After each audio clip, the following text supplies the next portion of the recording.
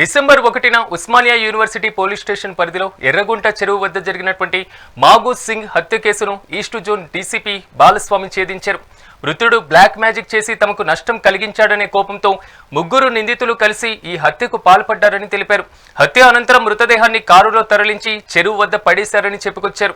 ప్రధాన నిందితుడు షేక్ గౌస్ రాడ్డుతో కొట్టి మాగూజ్ సింగ్ ను హత్య చేశారని, ఈ కేసులో షేక్ గౌస్, సయీద్ షోయబ్, ఇలియాస్ అనేటువంటి ముగ్గురిని అరెస్టు చేసి రిమాండ్కు తరలించినట్లు డీసీపీ వివరించారు.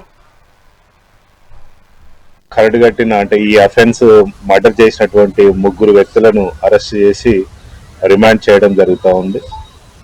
మనకు ఫస్ట్ డిసెంబర్ 2025 ఈవినింగ్ 8 గంటలకు మనకు తార్నాక నుంచి ఒక 100 డయల్ కాల్ వచ్చింది. ఇక్కడ ఒక అన్నోన్ డెడ్ బాడీ పడి ఉంది, రక్త గాయాలైనవి, తర్వాత గొంతు కూడా కొంచెం కోసినట్టు ఉందనేది దాని యొక్క సారాంశము.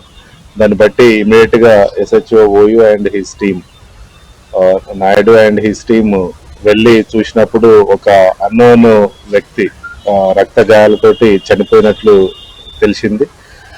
దాన్ని ఇమీడియట్ గా మనము సీన్ ఆఫ్ ది క్రైమ్ ని సెక్యూర్ చేసేసి అక్కడ సెర్చ్ చేసినప్పుడు ఒక మొబైల్ ఫోన్ కూడా దొరకడం జరిగింది. ఈ మొబైల్ ఫోన్ నుంచి వెరిఫై చేసినప్పుడు ఇది Maguj Singh son of late Karam Singh, ఇతనికి 58 ఇయర్స్, దూల్పేట్ లో ఉంటాడు. సో ఇతనుకి సంబంధించిన కాంటాక్ట్ లో ఒకరిని కాంటాక్ట్ చేసినప్పుడు ఇది మా ఫాదర్ నెంబరే అని అతను ఇన్ఫార్మ్ చేయడం జరిగింది.